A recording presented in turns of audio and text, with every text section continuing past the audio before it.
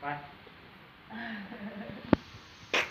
หาเจ้าเลย ใครบอกแล้วนะ อ๋อค่อยบอกแล้วนะบิน ค่อยก็ได้ ใครบอกแล้วนะแล้วก็แล้วเลย แล้วดูก็ได้ ใครบอกแล้วนะแล้วหรือว่าใครบอกแล้วนะแล้วเป็นจังใด เป็นจังไดเป็นจังได เออ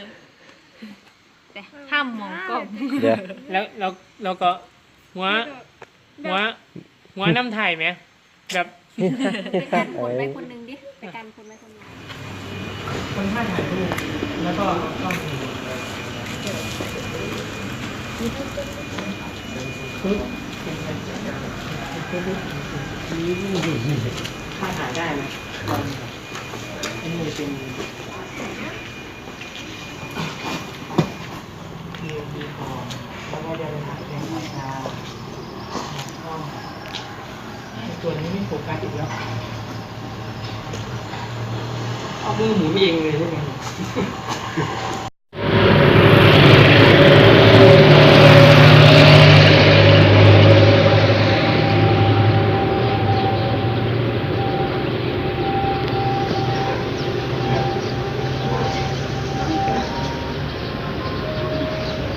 วันนี้ขาย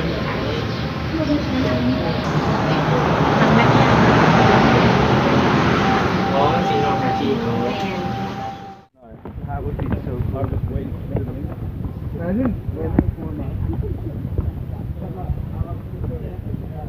My parents went there. They had like probably like 15. Wow. They both that size. They would never work, but yeah. 16ศึกษาพอขอยังไม่มาปรบมือหน่อย17ราชภัฏอุดรปรบมือหน่อยมาแล้ว18ทีมศรีปทุมปรบมือมาแล้ว